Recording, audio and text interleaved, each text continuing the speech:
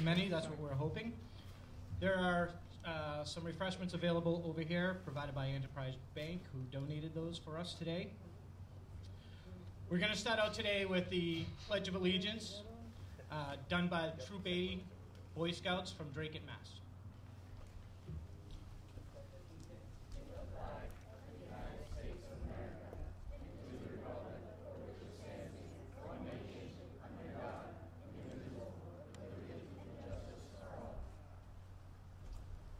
Thank you.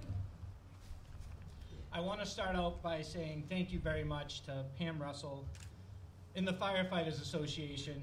They've done incredible work putting this all together. It's a tall feat, especially the first time doing it. There was a lot of lessons learned, but it came out pretty smooth from what I understand. So thank you, Pam and the Firefighters Association.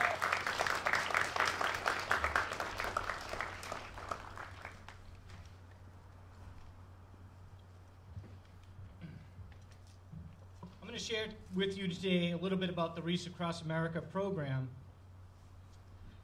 Before I do, we'll start with a moment of silence to honor our fallen. Please remove your hats. Thank you.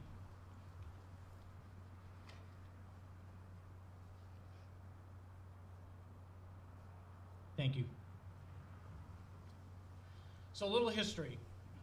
It's amazing to think what began in 1992 when 12-year-old Merrill Wister of Maine went on a trip to Arlington National Cemetery in Washington, D.C., became this international event today.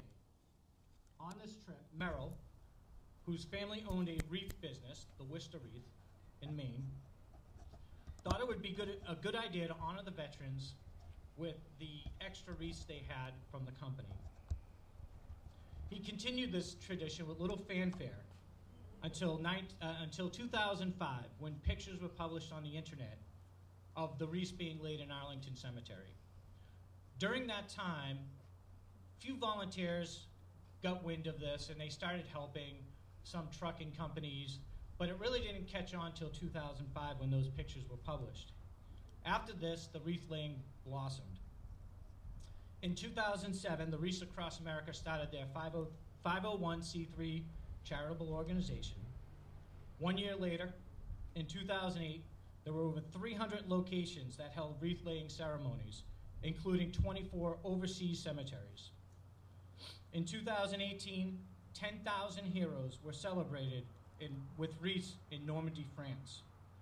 As of 2022, there were over 2.7 million sponsored wreaths laid across 3,702 locations. Remember, teach, honor have become the motto for Wreath Across America. Now, the town of Tyngsborough is proud to be part of this great tradition.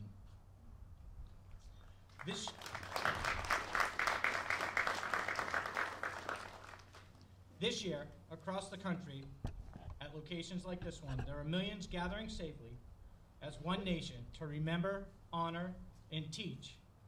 We are all proud to be Americans that live in a free society made up of many people from many walks of life. The freedoms we enjoy today did not come without a price. Today, more than ever, we reflect on our nation's veterans and active duty service members who have continued to fight to protect the innocent and oppressed. This nation has always been the first to stand up for freedom of the people, for its nation, and around the world. Some of you today are here, have answered the call to serve our country as well, and we thank you for that. To all the volunteers here today, your actions make a difference in your community. So for this, we say thank you. Today, we show a united front of gratitude and respect across the United States of America as we remember the fallen, we honor those who serve and their families, and teach the next generation the value of freedom. With that, I'll bring up Representative Colleen Gary.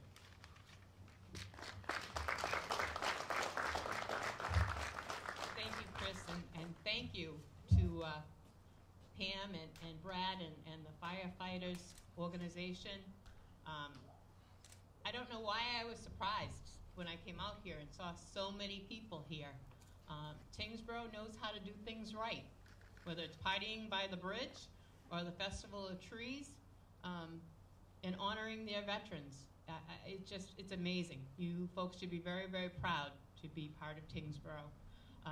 You know, I think back to my mom talking about my grandmother when both of my uncles were serving in World War II. And she said the first time she saw her mother smile during World War II was when her two boys came home. And you think about those soldiers and sailors and airmen who are not with their family members at Christmas time, whether it's this year or whether it's in the past. So many families have sacrificed time with their families. And that's what the holidays are really all about. It's not about the gifts. It's not about, you know, being able to go on vacation and not having school. It's about family and being together with family. And that's part of the sacrifices our veterans and their families have made over the years. And so I think it's truly appropriate that, that we honor them at the holidays by laying the wreaths. And I just think that this is a phenomenal thing, and I'm glad to see Troop 80 here and the Girl Scouts 77177 troop. So I've already been approached that we've got to get this in Drake next year, so we'll be working on that. But certainly, congratulations to everyone involved in that in today's program, and all ahead of that time. Pam West is now being known as Pam's husband because you've done an extraordinary job. You, Brad, and all the firefighters, and Chris, obviously, with all the work that you've done for the veterans over the years. We can't thank you enough, and thank you all for being here to help celebrate our veterans and make sure that they're remembered the holidays. Merry Christmas.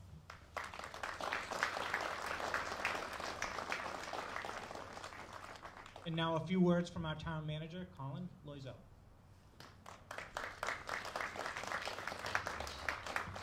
Good morning. I'm going to sound like a broken record, but a quick thank you to the people that made this happen, the Tyngsborough Firefighters Association, Pam Russell, and our VSO, Chris Derry. Tyngsborough has a long-standing tradition of honoring our veterans, and this is just another example of that. Last year, we cut the ribbon on our new centralized Veterans Monument in our town center and added 30 new names to the Vietnam Memorial plaque, honoring Tyngsborough's veterans who, for one reason or another, weren't included on the original plaque. The town center was packed, like the parking lot is today, for that grand opening, and funding for that project was unanimously supported at town meeting. When the American Legion suffered serious damage in a fire last year, we saw the entire community rally around them as they began the process of rebuilding. This tradition of honoring our veterans spans all generations. In fact, classes from our public schools are often engaged in various programs with our Veterans Office in service and honor of our veterans and active duty service members. The mission of Wreath Across America is remember, honor, and teach. And I'm incredibly proud to be a part of a community that puts that at the heart of all that it does and truly walks the walk. On behalf of the Select Board and the town, we thank you for joining us today. Thank you. Thank you, Representative Geary and Town Manager Loisel. Thank you very much for those words. At this time, the AMVETS of the American Legion Post 247 will play taps and salute the fallen. All right, guys. Salute the fallen.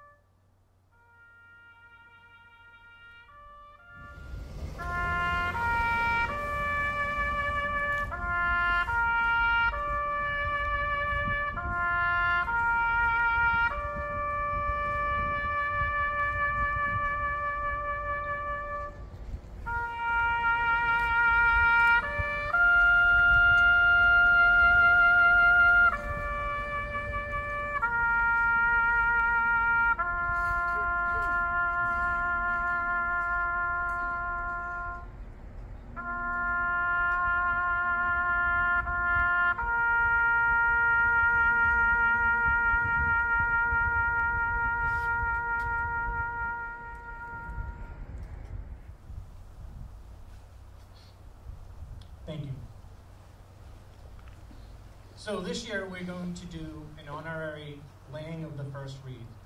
If Brad Biscornet can assist the King family.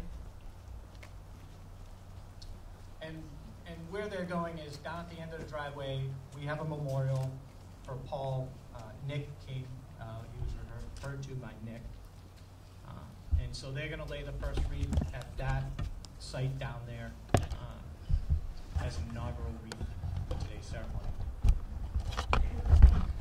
While they're walking down there, I'll read a little bio about Nick, so that you're all aware, and most of you are already. Nick King was born on December 25th, 1982. He was raised in Tyngsborough and eventually graduated from Greater Louisville Vocational Technical School for Electronics in 2001. As a young adult, he grew up in our community, worked as a cook at Rosie's Diner and a paperboy in his local neighborhood over in Canongate. He joined the Marine Reserves while in high school and attended boot camp shortly after graduation. He went on to marry his high school sweetheart, Becky. Tragically, at the age of 23, on the 25th of June in 2006, as a result of enemy fire in Fallujah, Iraq, he died of enemy fire and was brought home. He's the only Tyngsborough resident to have lost his life during the global war on terror from enemy fire. Nick's memorial was prepared at the entrance of Town Hall for his family and the entire community to have a place to pay their respects. This also serves as a spot that symbolizes that as a community, we will never forget. Nick is survived by his dad and his mom, Paul and Julie, his brother Daniel, his sisters Diana, Julia, and Victoria, as well as his widow, Rebecca.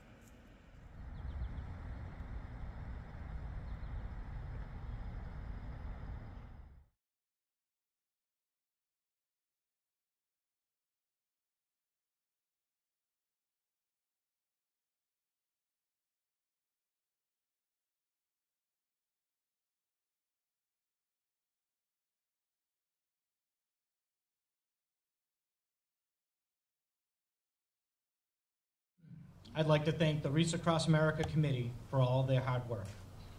I'd like to thank the Board of Selectmen, the town manager, the assistant town manager, all the administrative staff for their support. I'd like to thank Enterprise Bank and the Good Place in Hudson, New Hampshire, the Tyngsborough Sportsman Club, Tyngsborough Firefighter Association, and all the sponsors, large and small. It makes a difference.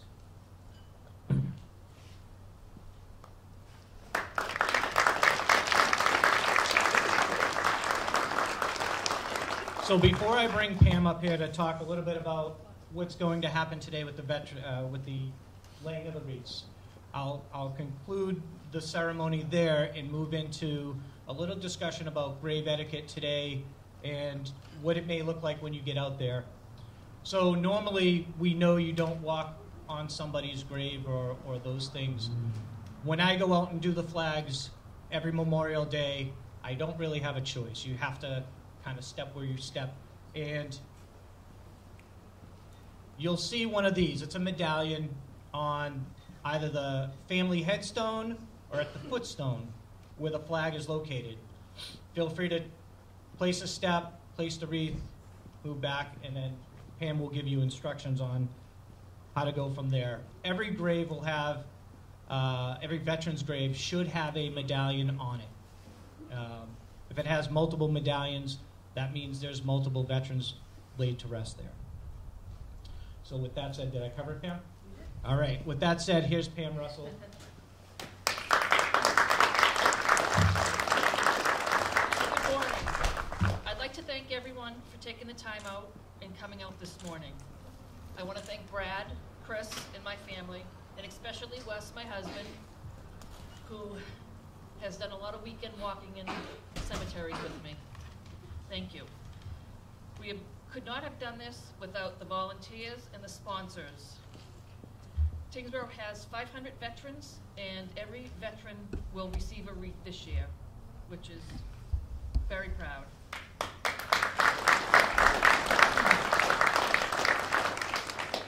We're here to remember all the veterans that have passed. We're here to honor all the servicemen and women that are serving. As of today, there's 435,000 soldiers deployed from the United States. And we're here to teach.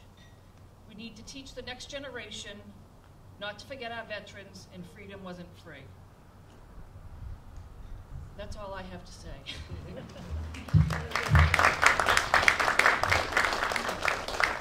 A couple other things. When you're at the cemetery, you'll see these pink flags. Family members are going to place the wreath. So if you see this, don't lay a wreath, even if they have a medallion. Family members are going to lay that one. When you go into memorial, both avenues, I'd say the streets, have boxes on both ends. So it doesn't matter which way you start, just move all the way down. There's 337 wreaths to be put out there today. So just move along. You don't have to stay in one spot. Just make sure every veteran gets one wreath that's there. When you take them out of the box, they've been squished. If you could just fluff up the bows a little bit and make them look a little pretty. It takes about 2 hours for them to expand. On this table here, I have an information sheet. If everyone wants to grab one, it just tells you how to lay it and where to lay it. And when you're laying it, just out loud say, "Thank you for your service," and mention the veteran's name, and then just place the wreath. On the back of every wreath, there is a tag like this, and you can feel free to grab it. It just says, "Thank you for placing a wreath on a veteran's grave on National Wreath Day." So feel free to take those. Any high school student that needs service hours, National Honor Society. I have index cards over here. If you just write your name and your email address, I will get you a letter from Wreath Across America stating that you were here. Other than that, thank you for coming. And if anybody has any questions about where they're going, I'll just be up here for a little while if anybody has questions. Thank you for coming.